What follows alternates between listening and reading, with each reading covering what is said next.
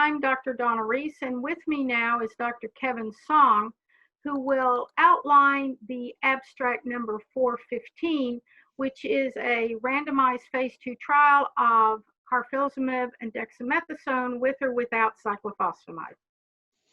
Hi, Donna. Thank you for having me here today. This was a very interesting abstract that was presented by Maravilla Mateos on behalf of the Spanish group.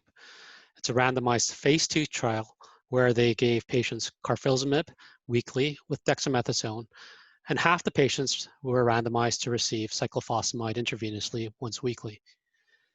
Now, in this study, what they found was that 92% had received prior proteasome inhibitors, but none of these patients were refractory to the proteasome inhibitors as required by the study.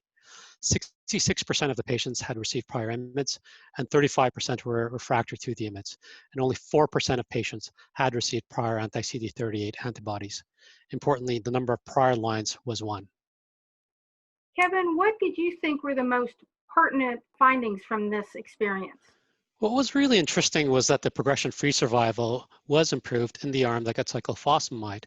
In the whole trial, the advantage was about approximately 20 months versus 15 months, so about a 5 months advantage, but the p-value was not significant.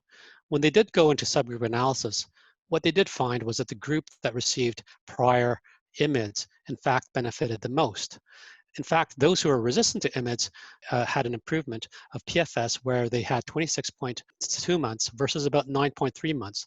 So possibly an improvement of almost 17 months with the addition of cyclophosphamide. So this was very impressive, and the p-value was 0.02. Also, this combination was quite safe, with neutropenia being the only real additional safety problem that they had. But this neutropenia did not translate to more infections.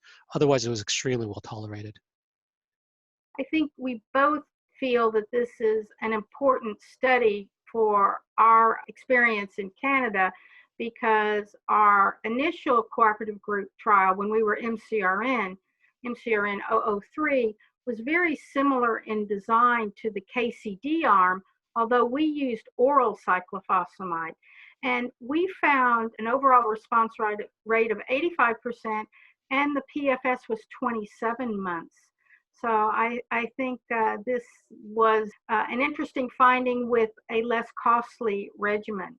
What do you think the impact of this trial will be for the practicing clinician in Canada?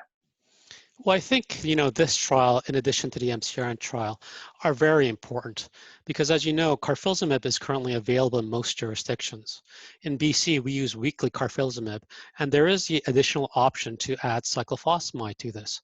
So this trial reinforces the fact that cyclophosphamide can lead to an improvement in progression-free survival with minimal additional toxicity. So I do think this will reassure the clinicians in terms of using cyclophosphamide in combination with carfilzomib and dexaméthasone.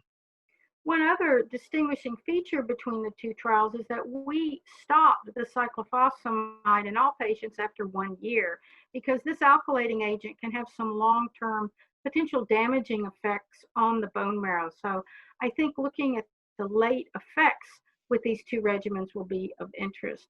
But I agree, it is exciting that this trial actually confirms our initial experience that has previously been reported.